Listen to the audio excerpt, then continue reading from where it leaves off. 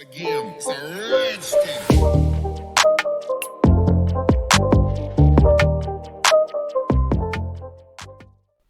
What is going on, guys? Welcome back to the Algorithms and Data Structures tutorial series. In today's video, we're going to talk about greedy algorithms. And greedy algorithms are essentially just a category of algorithms that have certain characteristics.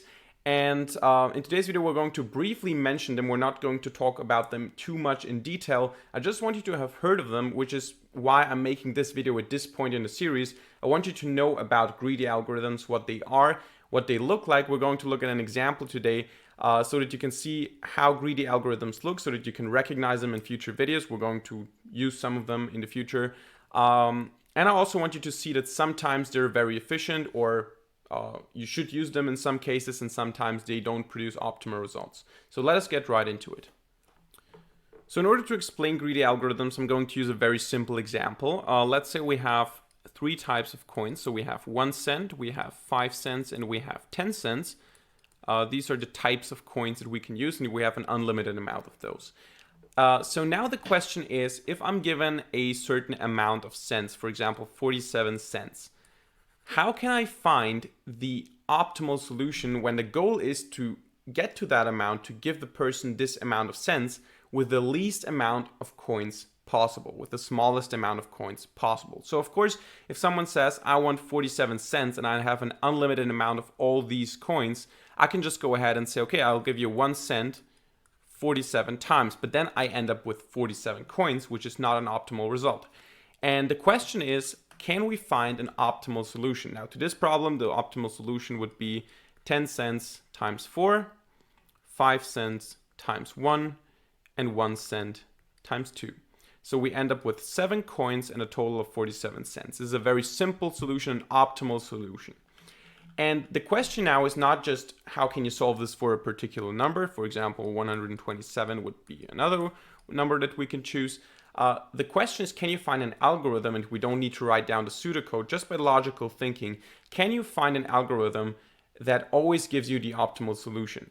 And it's not obvious that any algorithm that seems intuitive will work here. So now what we did in the first example here with 47 cents, for example, is we just looked at, okay, what is the largest coin here? 10 cents. Okay, how many times can I use 10 cents in order to get to 47? Okay, I can use it 4 times. So I end up with 7 cents left, and then I can use the 5 cents. Then I have 2 cents left, so I can just go ahead 1 cent times 2, okay?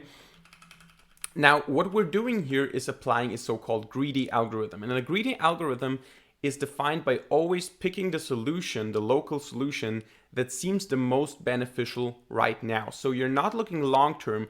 You're thinking, okay, what decreases the value of the price here? So we have 47 cents. Decreasing 47 cents the most with one step is done by subtracting 10 cents, right? It doesn't have to be the case that subtracting 10 cents is necessarily the best solution long term. Maybe if I subtract 10 cents now, it's going to be a problem later on. Now, I can spoil the surprise for you. In this case, in this constellation, the greedy algorithm will always give us the best result. So actually doing this and picking the largest possible number will give us the best results in this case. But this is what a greedy algorithm does. It looks at the value 51, for example, and asks, okay, how can I decrease this value the most with my next step? It doesn't ask the question of how can I decrease it in the long run with the least amount of coins possible. It looks, okay, which is the next value that I can choose to decrease this number the most? And the answer is the largest coin, and we do this as long as the largest coin still fits into the value, and then we choose the other coins. However, it is not always necessarily the case that a greedy algorithm gives you the best result possible. For example, let's pick a different set of coins. So we have 1 cent, 5 cents, and 10 cents again. But then we can also add 20 cents and 25 cents. Now notice I'm not picking any prime numbers or something. I'm not picking any super crazy numbers here. These are ordinary numbers. And the goal now is to find optimal solutions. Now, of course, if I have something like 30 cents, I can go ahead and say, okay, 25 cents plus 5 cents is 30 cents. So I have 2 coins as the optimal solution. So sometimes it still works, but not necessarily every time. For example, let's look at 40 cents. And 40 cents is an example where this would not work because the greedy algorithm asks, what is the coin that I can use to decrease this value the most right now? The greedy algorithm is interested in the best solution locally. We want to decrease the value to 0. Okay, the best solution to do that right now, as far as I can see, is subtracting 25 cents.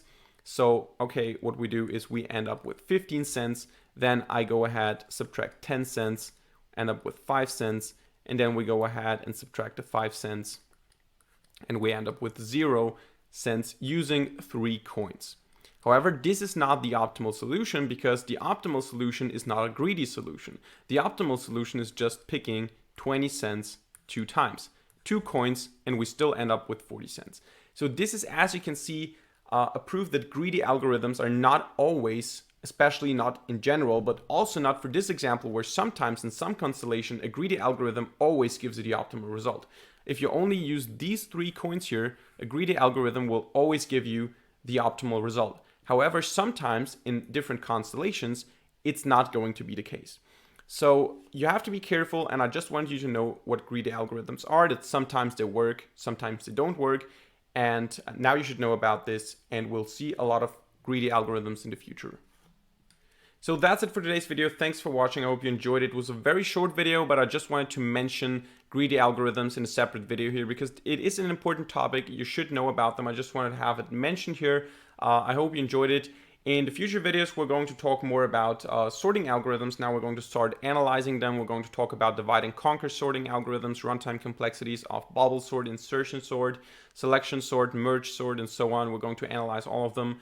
And yeah, that's it for today's video. I hope you enjoyed it. Leave a like and leave a comment in the comment section down below if you enjoyed this video. Subscribe to this channel to see more future videos for free. And thanks for watching. See you in the next video, and bye.